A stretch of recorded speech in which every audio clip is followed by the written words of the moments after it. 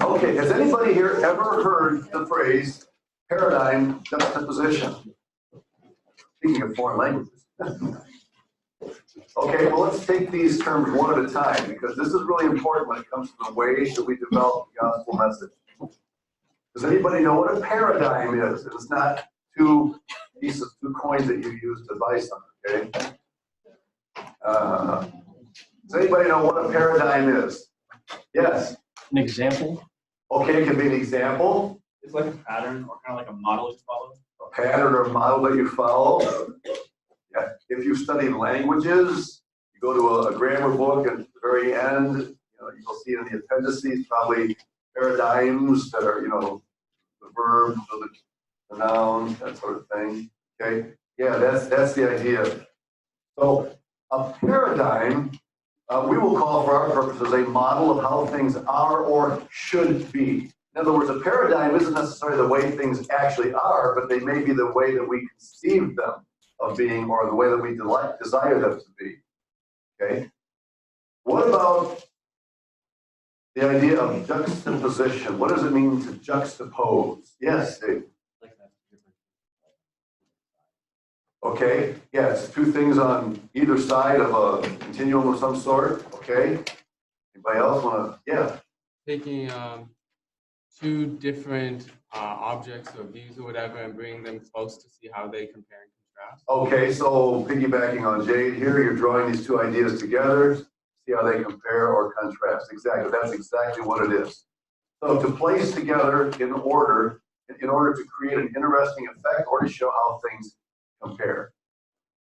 So paradigm juxtaposition is simply developing a model of how things are or should be by comparing or contrasting ideas. And this is a way that we approach the gospel. Now, this isn't typically used in the context of sharing the gospel, okay? We are applying it to gospel presentation. And I'm going to try to explain what we mean by this, and you're going to help me explain it, because we're going to do a little fun activity here during class this morning. Everybody get that down? Is that too fast? Okay, I'll back it up. There you go. My mom studied shorthand. She was years ago when she worked as a secretary. Do they still use shorthand? It's kind of like stenographers use when they're taking notes during the court case. Yeah, you do that?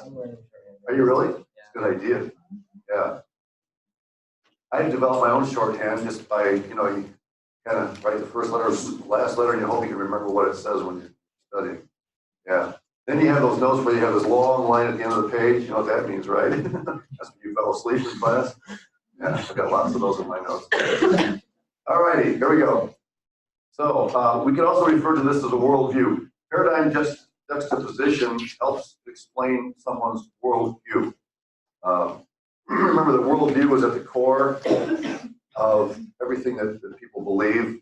It's a buzzword today. Everybody's using the term worldview. There's a lot packed into it, but that's part of the idea.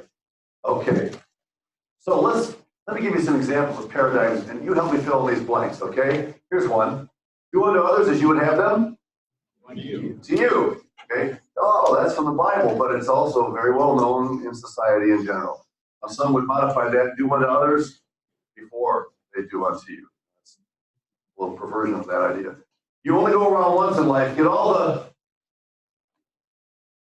money you can. I didn't really expect anybody to get this one, because this comes back from when I was a little boy. Actually came from a beer commercial. Get on the buds? No, it wasn't. Oh, sorry. You only go around once in life. Get all the gusto you can get. I think a chapel speaker actually mentioned that a week or two ago, didn't he? Somebody from my generation. Yeah. Okay. Here's one. The grass is always greener on the other side. Right. Yep. And I found that the reason that's true is because when I'm standing on my deck and looking down on my lawn, I can see all the weeds, but when my eyes are looking across the way to the other guy's yard, I don't see all that. It all looks really nice. When you get closer, you realize he has weeds too. If you want a job done right, yeah, my dad was really good at that. You know, he would give me something to do and I'd mess up. He says, here, you want to do a job right, do it yourself. Okay. I had a really good dad, but my dad was a handyman and I was anything but. Chickens come home to roost. What does that mean? Anybody know what that means? If your child runs away, you'll always come back. Well, okay. That's not exactly what's meant by this particular paradigm. Chickens come home to roost. There's a verse in the Bible that corresponds with this.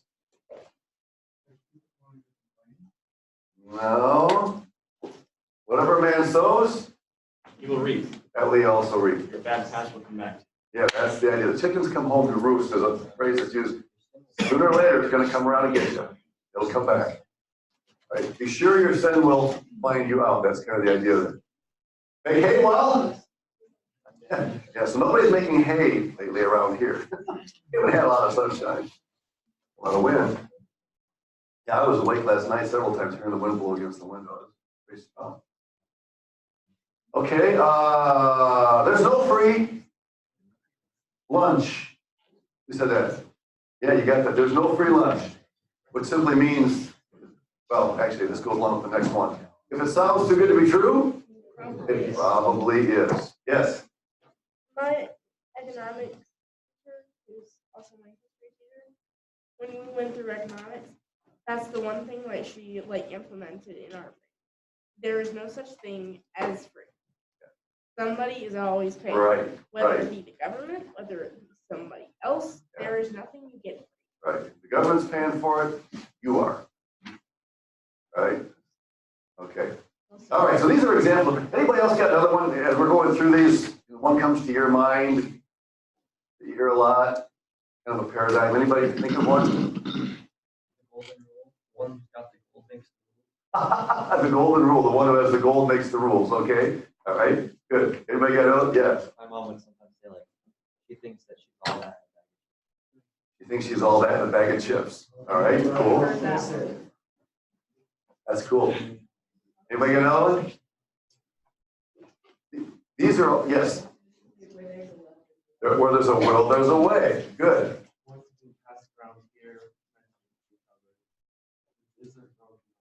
If it's not broken, don't fix it. All right? The enemy of my enemy is my friend.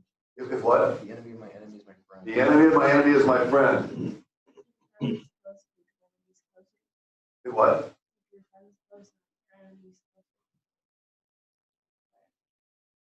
Yeah, that one takes some thought. It's just a little deeper. Yeah. Yes. I think of tough cookie, Tough cookie. like suck it up. Oh, yeah. Look it up, buttercup. Yeah. Okay, these are all paradigms. They're very, why are they called paradigms? Because they're very succinct statements, but behind them are a lot of other things. So what you do is you reduce, a larger concept to a small statement that kind of packages it all up for you. But those who know the statements and know how they apply understand the details behind them. Okay? All right. So let's talk this morning about a neighbor. Now, here's what I'm going to do. I learned this from a colleague of mine, and I found it very helpful. And this colleague has used what we're about to do this morning to reach people for Christ who would not be reachable just by going, just by hitting them with a frank, gospel presentation.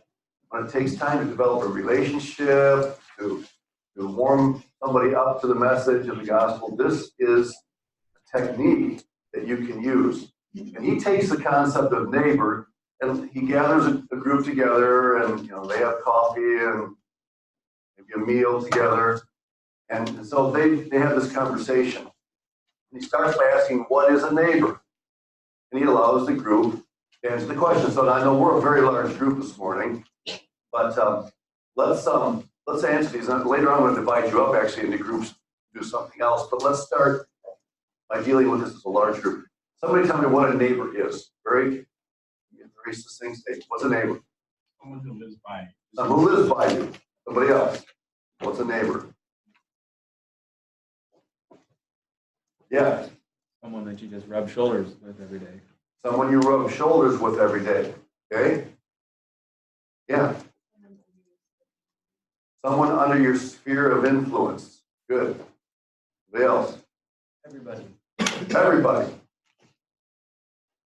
Okay. Love your neighbor as yourself. Okay. All right. Somebody else?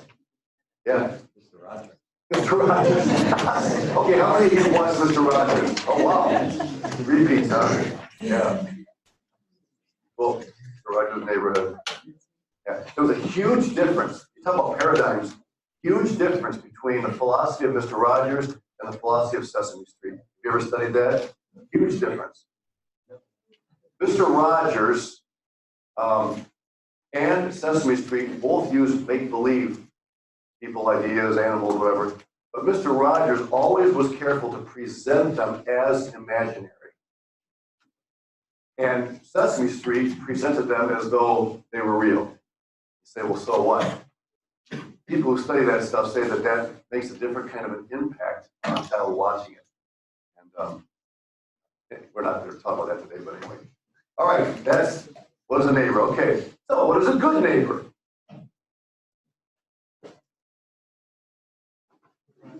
State Farm, right? A friend, okay? What else? What's a good neighbor?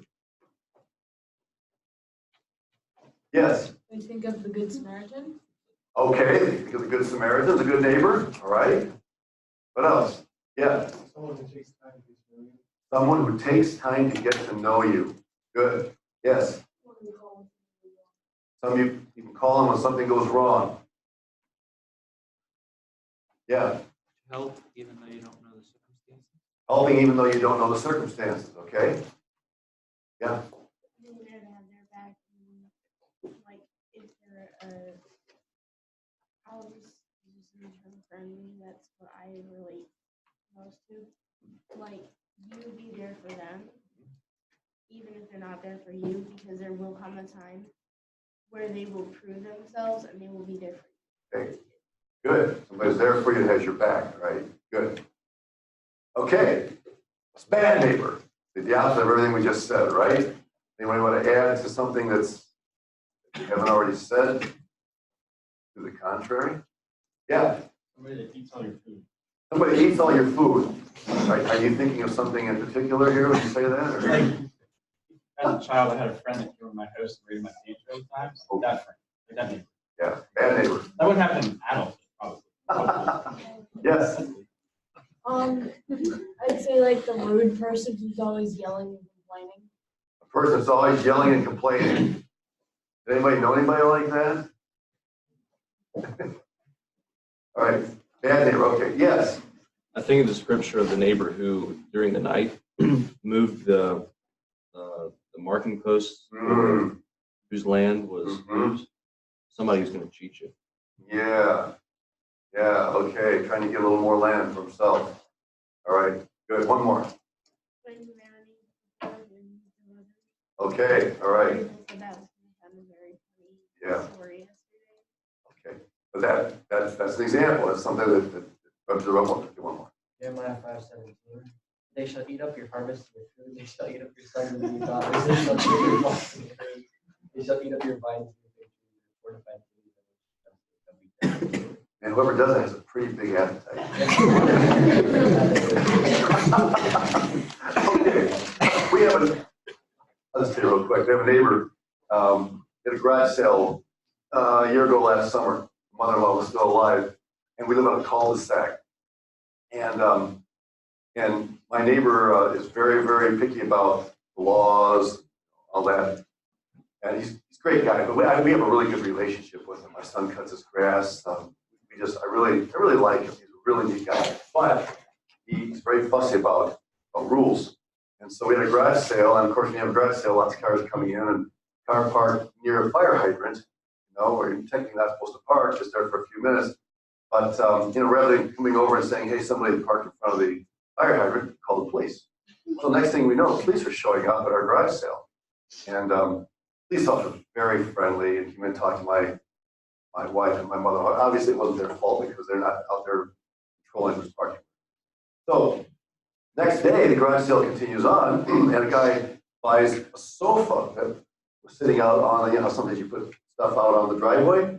It's sofa out there, and so he decided to back his pickup in so he could load his sofa. He'd be there like a minute. But when he backs up, he can only back up so far because there are a lot of things in the driveway, and the front end of his pickup is just, kind of just partially blocking my neighbor's driveway. So next thing we know, here come the police. Same police officer. And this time the police officer walks in, looks at my wife, and my mother-in-law kind of grins, and he tells the police officer tells my wife and mother-in-law, my wife goes to garage sales, and sometimes she'll park on the wrong side of the road just for a minute while she's picking up something she wants. This is the police telling that.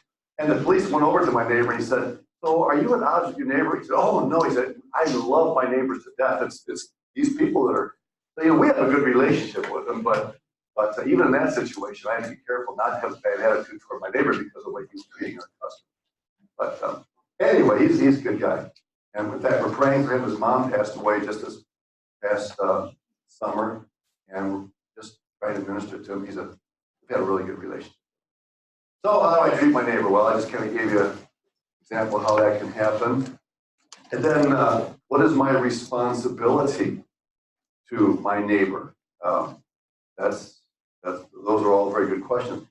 So here's what I would like to do. And again, this is continuing the idea of what my friend does when he invites people over and is trying to create context for sharing the gospel with them.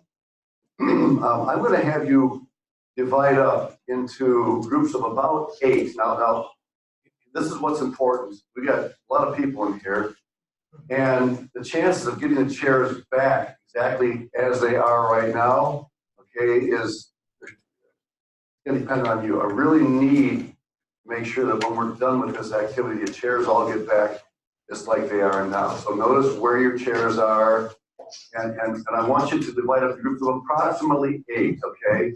And just make a little circle, team up with some people, and I'll tell you what I want you to do. Okay, so go ahead and do that real quick. Groups of about 8, create a circle. You can move the chairs around as long as we get them back where they belong. You guys here kind of see where your chair is compared to the wall here. Michael, you kind of see where your chair is compared to the screen or whatever. Go ahead, move your chairs around. Hey, Groups of about 8. Rachel, here. Oh, it's not the exact size. I just don't want to there's 20 in groups of 3, 8 is what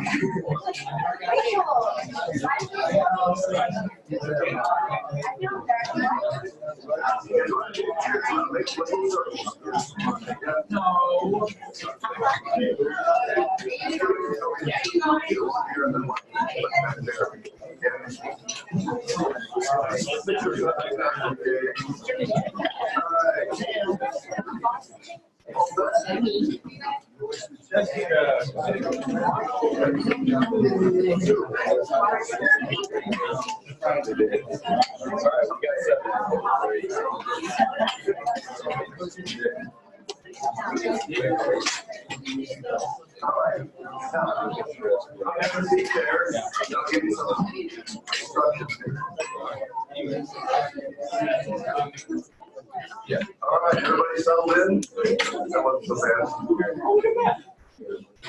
All right. We will do this again sometime. This was a good practice run.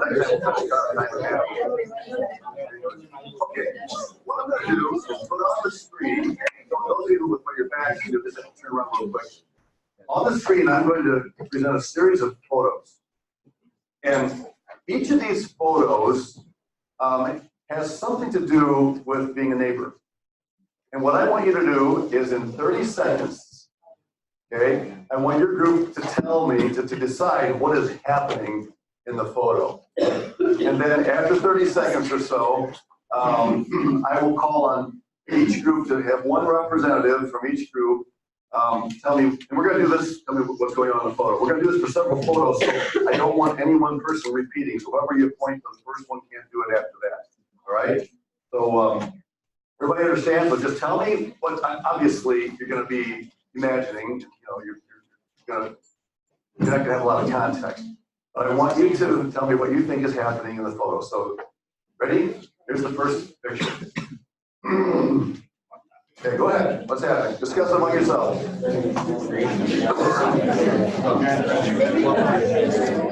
I like that.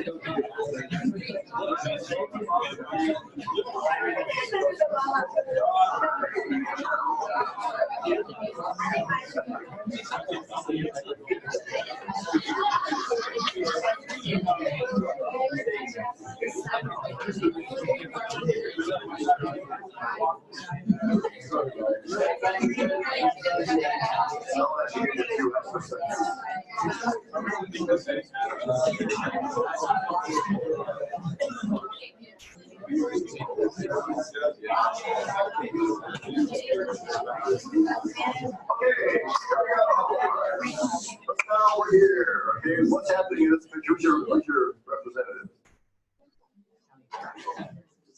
All right, what's going on? They built the fence and they're happy they completed it together. Good, back here. Meeting a new neighbor for the first time. They're meeting a neighbor for the first time, all right? Up here.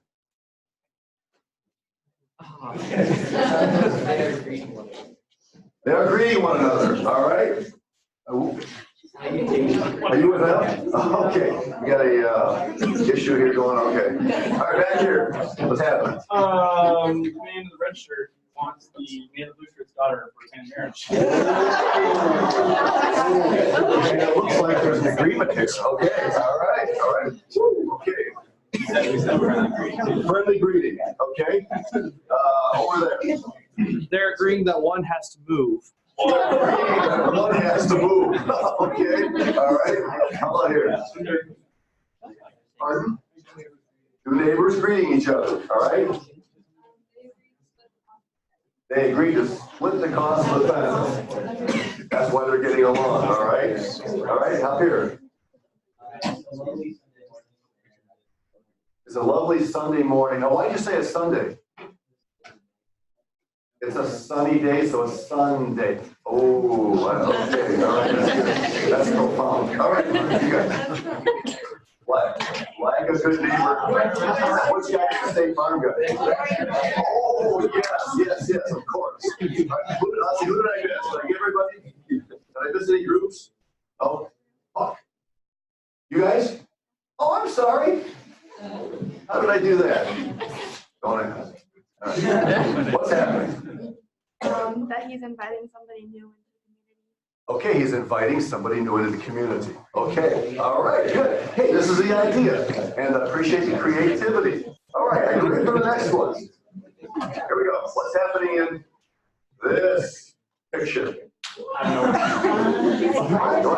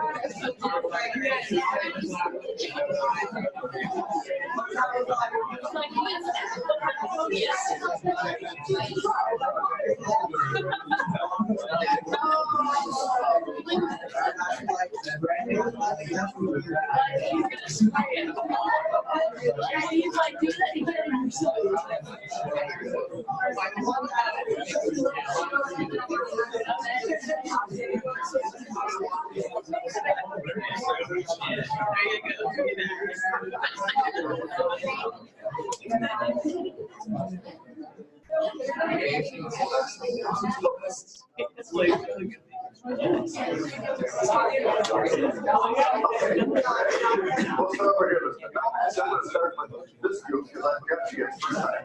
I'm gonna do some patterns here. All right. Okay, what's happening in the picture? Remember, it has to be somebody that didn't speak last time, so the reporter is different this time. Okay. He's what? He's threatening his neighbor with Miracle-Gro. Okay. Yeah, I can see that. I can see that. Okay, all right, back up here. The guy on the right is a bit too relaxed for the guy on the left, so he's going to spray him in the face. He's a little too relaxed for the guy on the left, so he's gonna spray in the face, kind of get his engine started. All right, good, yes. Okay, step on my begonias again and you're soaked. Step on my begonias again and you're soaked. All right. Where are the begonias? I don't know. That's good, I like it. All right, over here. The guy on the right smells, so the guy on the left's gonna clean him. The guy on the right smells, so the guy on the left is gonna give him a bath. Okay, all right, good. Right here. They're having a friendly water fight. Oh, yes. Yeah, somebody lost a water gun. Yeah, okay, right here. You're with them? What? Somebody. Larry, you cut my hose line again. Larry, you cut my hose line again. He doesn't look very happy, does he? Yeah, that mouth there says it all. Okay, all right, good. Over here, you guys.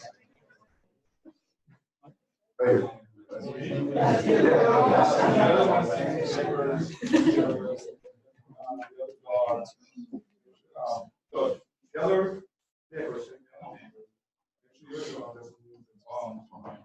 Make sure your dog doesn't leave his palms in my yard. Okay, all right, good. Over here. He accused his neighbor of cutting the water off. Okay, all right, yeah, his water's cut off. All right, good. Here. Dave's on the right, Bob's on the left. Hey, Dave, check the water hose. Check this out. All right. Okay, all right, good, excellent. Right here. Get a kink in his, give him a shower, there's a kink in his hose. All right, good, back here. Hey Dale, I noticed your house on fire. Hey, Dale, I noticed your house is on fire. Good. Right. You already did one. You guys, who did I miss this time? I didn't miss anybody? All right. Let's go to the next one. You guys are doing a great job. I'm learning a whole lot about these pictures I never knew before. All right, how about this one?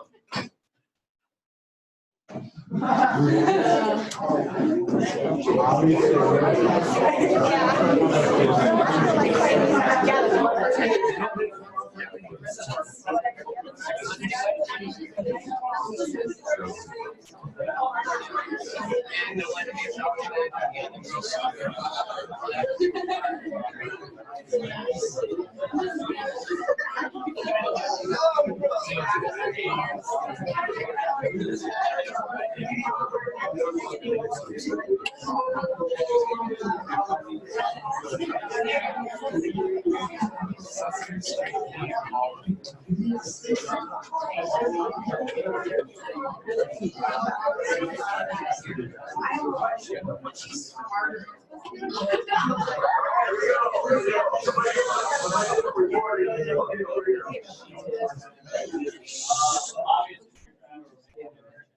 mom is rocking down.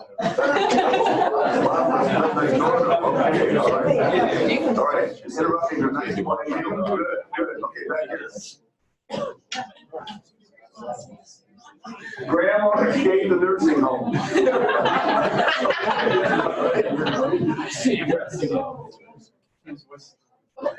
Who's got this? Okay, I'll come back to you. All right. Mom, knock it off. All right. Go ahead, Sam. I remember there's a Bible college, okay, so, you know, all right, go ahead. The green woman has graciously offered to give the neighborhood a free concert, and the white guy is laying down a stick beat.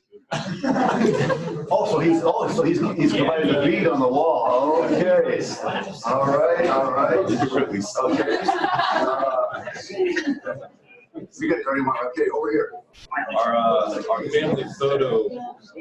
family photos are getting more elaborate each year. Our family photos are getting more elaborate each year. Okay. All right, up here.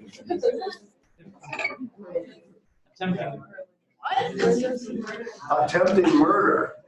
All right. See, the people on the left are Baptist, people on the right are Pentecostal.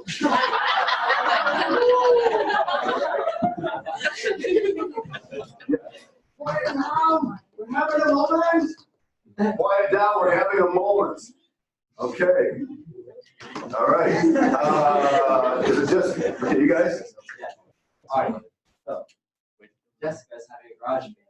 And Vanessa and Jim want to join the garage band. It's really interesting. They want to join her, so they really interrupt in order to get her attention.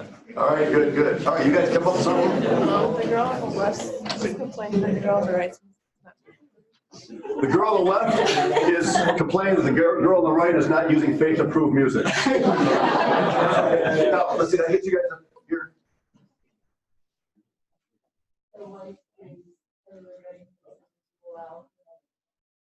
Okay, she's highly regretting her decision to allow her mother-in-law to live with her.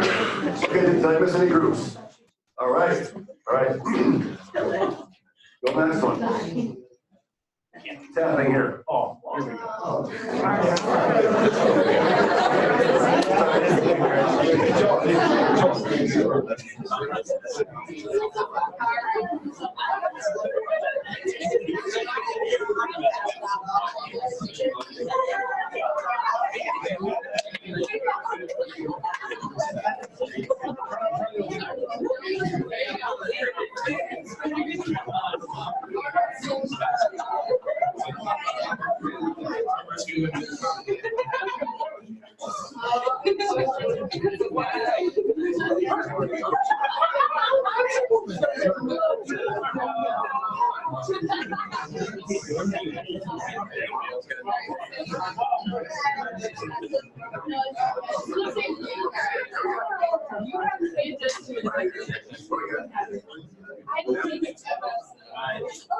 Yeah, you don't even get it. You get a presentation, that's like half the battle right there. Okay, the practice arm wrestling, but they really don't want to do it. All right, good. Right here. They just won the neighborhood games. Okay. All right, back here. They got rid of their grandkids. Okay. Okay. All right, right here. Love at first sight. Okay. All right. Right here. They captured a firefly together. I like it.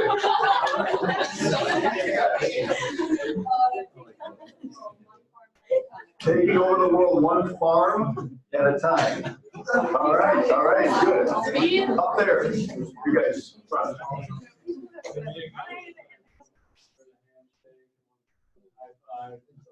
High five kind of got morphed into that. All right, good.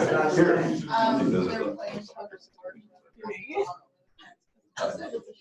Oh, playing tug of war, the one that pulls the other one over the fence gets to decide what to do with them.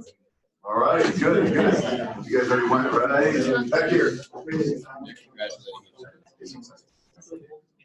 They're congratulating each other that they successfully drove the neighbors away. Good.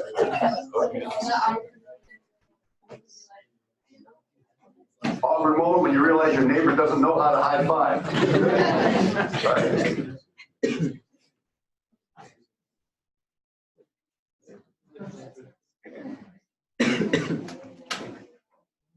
Maybe they just caught their dog that ran away. Okay. All right. Did I miss any groups? Did I get you guys? Yeah. Okay. First year I did this, one of the gals that was in the room looked at this and she said, that is a faith-approved, that is getting engaged in a faith-approved way.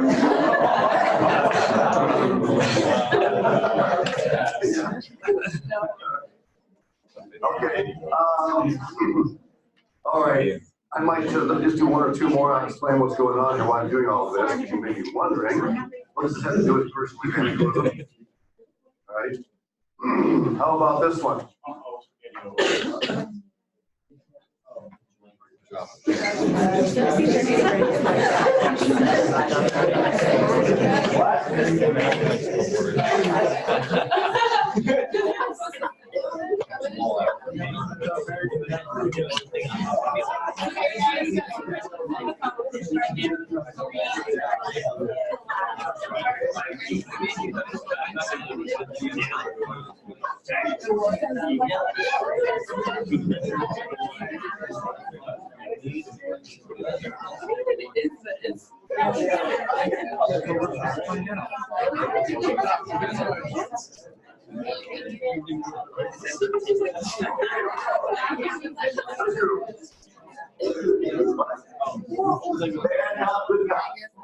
Which one's the bad cop? Oh, we want to go there. All right. When the ice cream's up, one out of ice cream.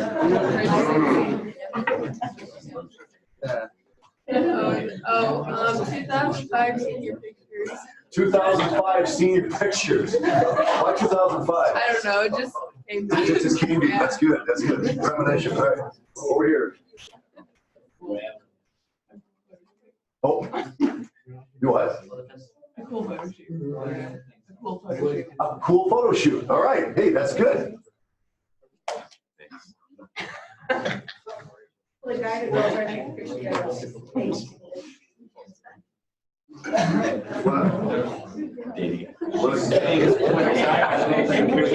have to be like 3 person. Oh, okay. Gotcha. Gotcha. Yeah. 3 inches. We have a rule like that. You guys?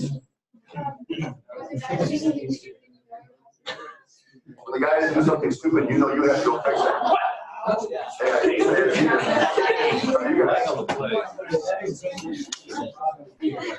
Property dispute. Makes sense.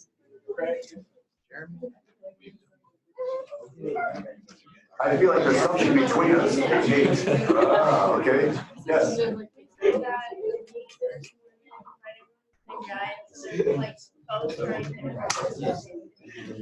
Okay. Both fighting over the same guy and both trying to impress him. He's on the other side. Okay. All right. Good. Good. Right here. The fence post rolled off. Neither one of them wants to pay for the fence post, so they're just holding it up. Creative. All right. Trump's wall. Trump's wall. We're in Mexico. All right.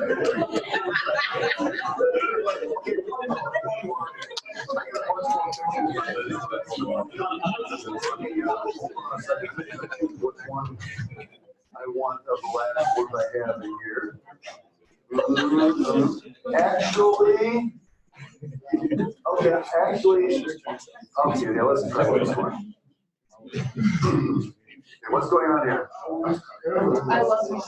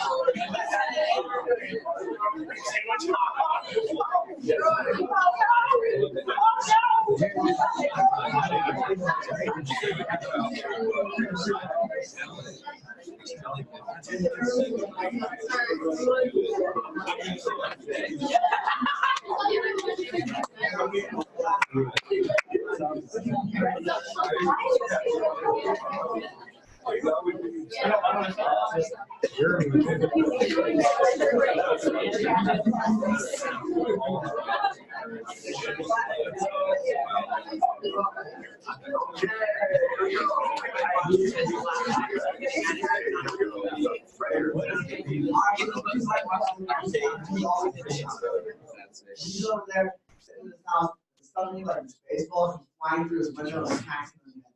He's like super upset. So he goes down and instead of going to his apartment, he goes to the house next door, he sees someone smacking baseball through his window, he starts wailing over the guy. Now the guy doesn't really care. He's just standing there trying to get away, and doesn't try to get away, that's really angry, he's trying to get out of his Come up with all that.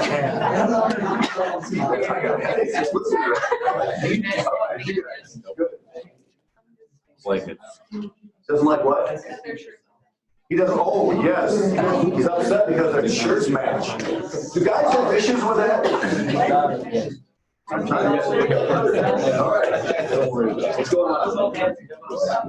The guy, this time that he gives his face, he says he can't say, but the other guy is like, you can do it, try it. The guy whose face you can't see says, I can't sing, and the other guy says, you can do it, just have to try it. Is that right? good. So there's a positive, because most people interpret this very negatively, but you just made a positive interpretation of it. All right? Yeah. You what? Yelling at his neighbor because All right, he's yelling at his neighbor because his dog won't shut up. Yeah, been there, done that. All right. Man in the house wife is out of town. So lately asking the other guy to make him a sandwich in her place. Wife's out of town, so you politely ask the other guy to make a sandwich in her. All right, good. Here.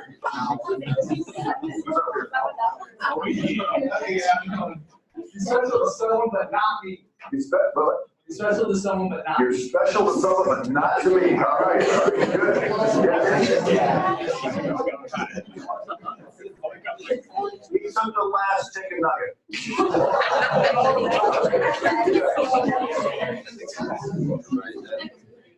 What?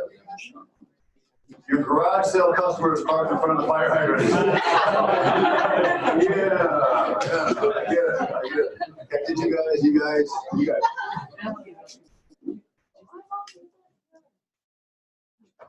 That's it, you're moving. That's it, you're moving. Get out of here. Yeah, he doesn't look like a happy camper. All right. Jim, quit renting my house and stealing my clothes. Liking my house and stealing my clothes, all right?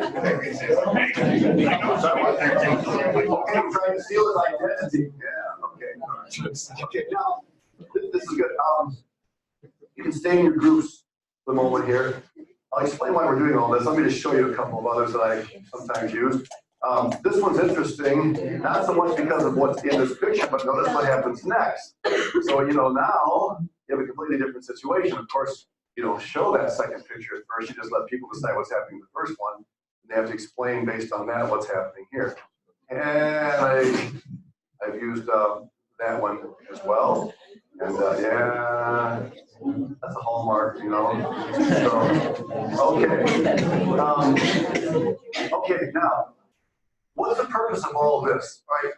The purpose of this kind of activity, if you're working with a group of people that don't know the Lord, they don't know much about the gospel, you're trying to create a paradigm discussion that will eventually lead into something else. I am not going to. There's a little short, well, I'll play part of the video. I'm just going to play a little bit of it, but not all of it. It also has something to do with the idea of neighbor. But what you're trying to do is create a climate in this activity that get people thinking about a concept that you want to share with them from the Word of God. Okay, but you're doing it in a manner that's very relaxed, and everybody in the room right now is thinking neighbor, neighbor, neighbor, neighbor. And everybody was loosened up. I noticed that as we went along, the decibel level got a little bit louder each time because you guys are loosening up, having fun with it. And this creates an opportunity for something that's coming up. Let me just play part of, whoops, hang on.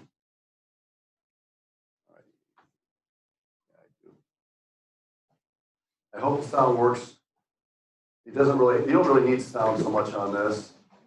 Let's see if it works.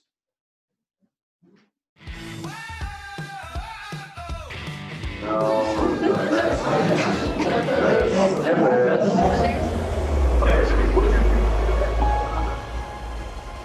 Now this is stage. The only part that's stage is the little boy. The other people who are part of this video don't know that this is happening. Okay? Have you seen this already? Anybody else seen this already before? Okay. And again, in several minutes, and I won't take all of it.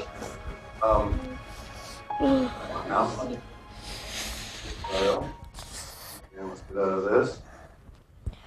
Would you give your jacket to Johannes? Blonde girl, don't you have a jacket? He says no, someone stole it. Of course, again, this is the idea of a neighbor, somebody. Nedi där så jag på klassetur och så sa läraren att jag skulle möta henne här. Neighbor. Vet du vad din telefonnummer till läraren då? Nej. Neighbor just when you live close to or know about children coming to Vi har ringt. Ja. Nej, jag är väldigt kall. Right. Ja. Ja. Ja? Good luck. You know the very good, yes? Yeah. Yeah, I don't know how long it took to do this. It probably took me more minutes to put them back up. Somebody here did not want to, you know. Tusen takk. Hæ? Å, tusen takk.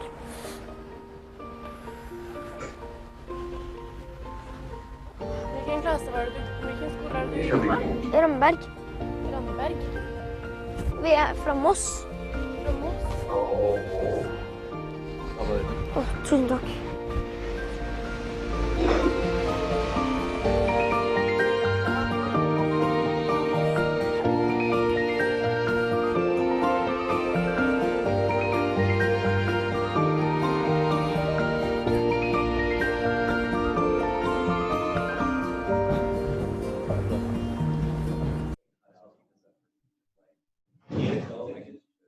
I don't know that that's the case. Okay, so we show all these pictures. You see, you get discussing the idea of neighbors and how they relate. Then you watch a video like this, and then you ask a question like, okay, tell me, what do you notice about being a neighbor? And does this video have anything to do with being a neighbor? Obviously, it does, and you give people a chance to respond. What is it about neighborliness? So what you're doing, you're defining what a neighbor is, and you're defining what a neighbor does. Those two things are what this whole activity has been about. Yes. We were out on the boat, and it started to pour rain, and I mean pour. So I was like soaked, and I wasn't complaining whatsoever, but I didn't have my coat because I didn't think I would need it. That was a lie. And some guy that was pulling in his own boat, he was like, here, just use this and then like go get in the car and get warm. Okay. That's what that reminded me Good, of. good, yeah. And probably everybody in here has seen something or experienced something that kind of relates to this. That's part of the idea. These are real life situations. And so you're drawing the people you're working with, into this.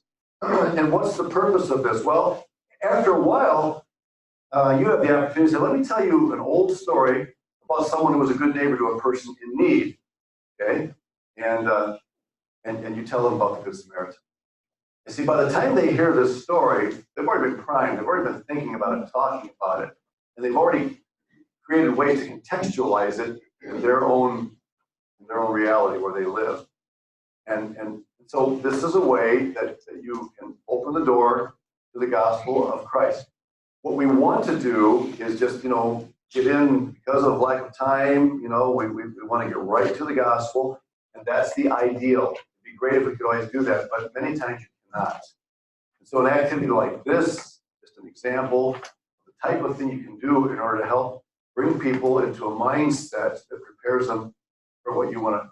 Didn't Jesus do that? Didn't he tell parables in order to teach stories? And many times after telling the parable, he would give the application. Or in fact, in some cases, he didn't have to. Remember, in one case, the Pharisees actually said, hey, isn't he talking about us? He tells this story, and the answer was, yes, he is. So I just want you to encourage you. You're looking for ways to be able to break ground and to bring people in and have a good time and encourage. This is not some sort of a psychological ploy to manipulate people to the gospel. It's simply recognizing that you can't always go in cold turkey and just bam, share the gospel with somebody. Sometimes it takes. Why did we invite our neighbors in the cul-de-sac over last Christmas for a Christmas party? We had hot chocolate and things, and everybody came downstairs and we had a great time.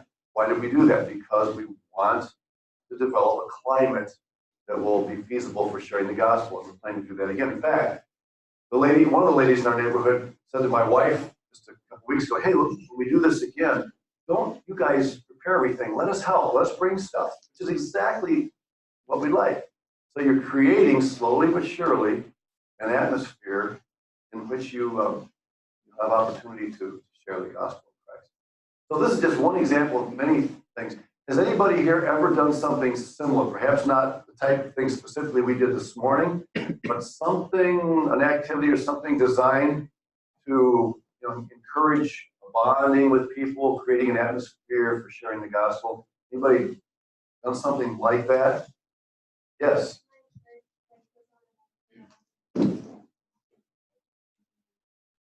Okay, your church puts on events like a movie night or something to invite people to breaking down barriers, opening up conversation. Good. Anybody else done something? Yes.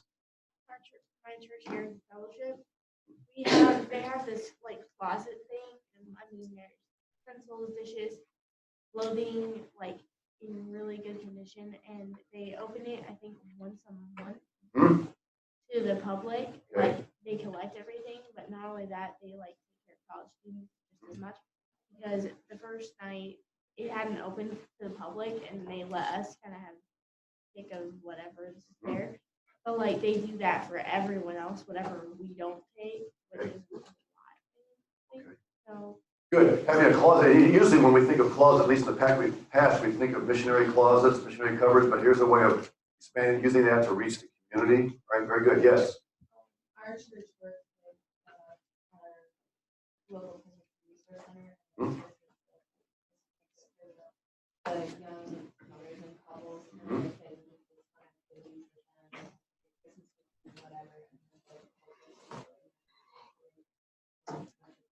Excellent. Excellent. All right, very good. So just again, bring people in, showing them love, giving them something. It's not a fake sort of giving. You're doing it from the heart, and they'll see that. Good.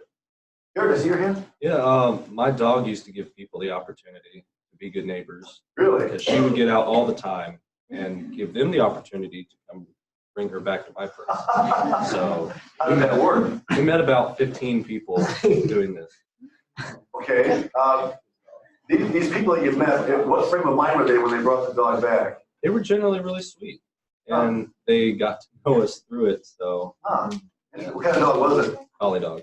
Collie? Yep. Ooh, wow. Yeah, if it was my pug, they wouldn't be so sweet. It's one thing you can't beat.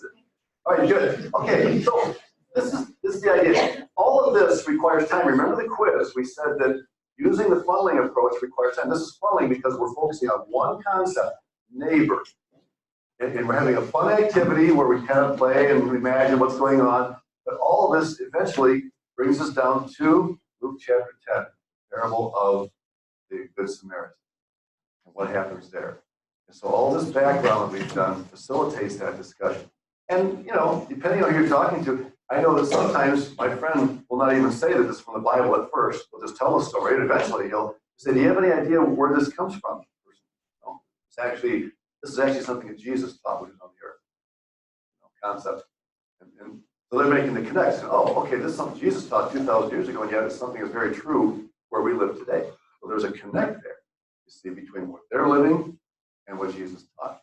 So again, this takes time, it takes planning, it takes intentionality. To do this, I had to go and look up slides, and find the video. It takes time. But to reach people often requires this type of groundwork. All right. Okay, now let's see how quickly you can get the chairs back to where they were and make it nice and neat rows like they were before. And we'll move on here in just a few minutes. The time to do that for me. Yeah, I'll be up there. I'll give you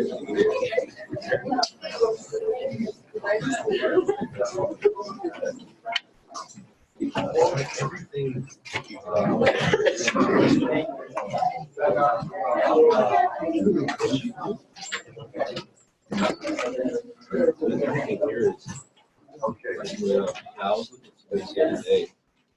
All right. And again, I will say this at the risk of being redundant.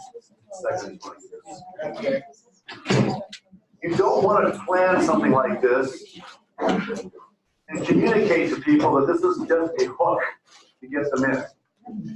There's a sense in which you could say that everything a Christian does in an effort to win people involves a hook.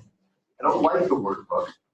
But if we're gonna be honest, you know, why did my wife and I have that Christmas get together? Just to get to know our neighbors? No, there is an underlying motive. And everything we do when we're reaching people does involve an underlying motive. But if that motive is driven by a genuine love and desire to reach them for Christ, I don't think you have to be ashamed of it or embarrassed of using it. Okay? Because Jesus himself did that sort of thing. The Samaritan woman, you know, he worked his way in the conversation toward what he really wanted to communicate. Remember those questions you did when you took the midterm? Okay, we have collated all those. My wife and I spent about an hour going through and putting those all together. In the past, I used SurveyMonkey to do it, but I thought, hey, let's just have you guys do it on the midterm. It's a whole lot. You all get it done at the same time and all that. So we're going to work our way through these questions in the next several class periods. And in the time we have left, I just want to launch this first one. Actually, I think it was the last question in order, but I put it up front. How does the prospect of studying evangelism strike you?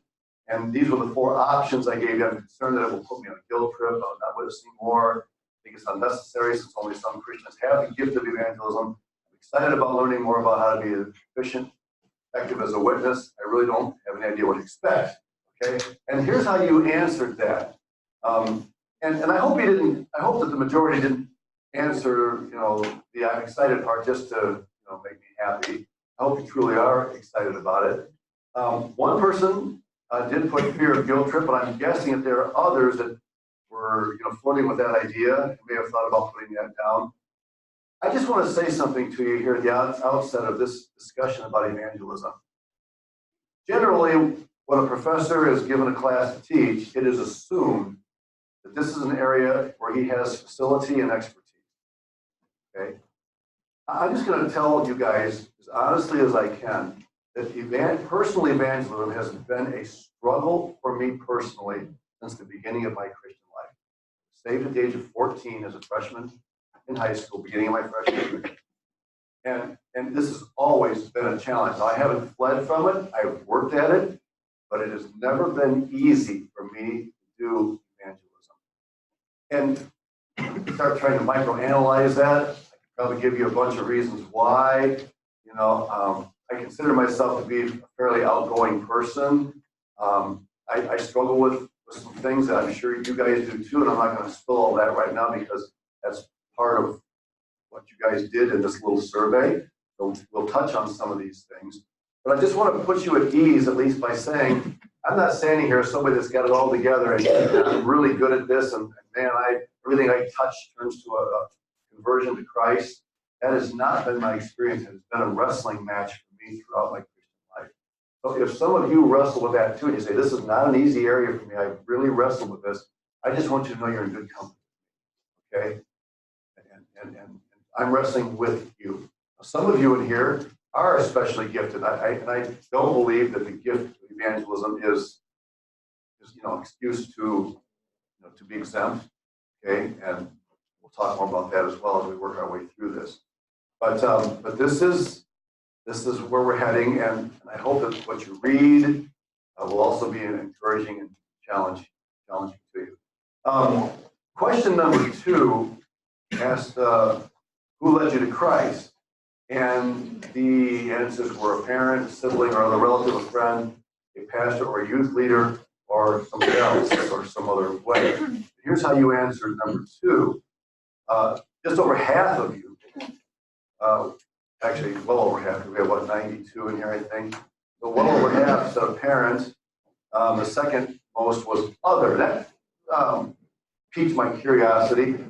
I would like to know from somebody who put the other response, who led you or how did you come to Christ? Yes? I just kind of, one night when I was really little, I felt that I needed to get right with God and just did on my own. Okay, so you did it on your own. Nobody was with you when you did it. Nah. Was there a certain person that influenced you more toward that decision? Because somebody must have invested in you somehow that influenced Probably you. my parents and the church and just, people in general. Okay. All right. Anybody else who come to Christ all by yourself? When you made your decision to trust Christ, you were alone.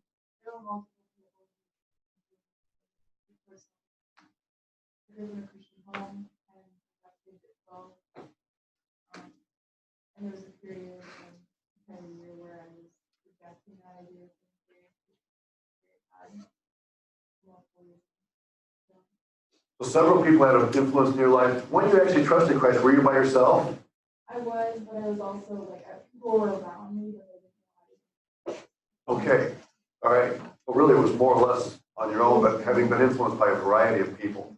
Excellent. Anybody else? Yeah. Well, I was influenced by my youth pastor, but I am building in San Francisco, and so there's like a lot of other people around me on a mission. I was on a mission trip, but nobody knew, and to this day, I don't think that youth pastor knows. I kind of let someone influence that decision, but Right. Yeah. Good, good. Praise the Lord. Okay. I find that this one corresponds in a manner interesting to number 3. How old were you when you were saved? Choice of 0 to 5, 6 to 10, 11 to 15, or 16 up. And here are your responses. If you look at that, let's say combining the two biggest ones between the ages of 0 and 10, are 57 of you. Large majority of you came to Christ at a very young age. And I think that corresponds in an interesting way with, let me just back up here, with this one, because I'm guessing that probably most of you who were saved at that period of time in your life were saved primarily under the influence of your parents. Not everybody. But I do think there's a correspondence there between those two. 20 of you said that it happened between ages of 15 and, 11 and 15. And 9 of you were 16 and over. Yeah. Interesting that this chart has 2 more arrows between 0 and 10 than the previous chart. Yeah. And I'm not totally sure if everybody answered every question. I'm guessing that there were some that skipped or whatever. And even in our counting, we may have, gotten something wrong. So it at least gives us an idea. Pretty good picture. Who was 16 and older when you came to Christ? Okay. All right. I was 14. Yeah. Let me just ask those of you who were 16 and older when you came to Christ, did you come from Christian homes or unsaved homes? Somebody, yeah. Came from a Christian home. Christian home? Who else? Unsaved home? All right. Christian? Christian?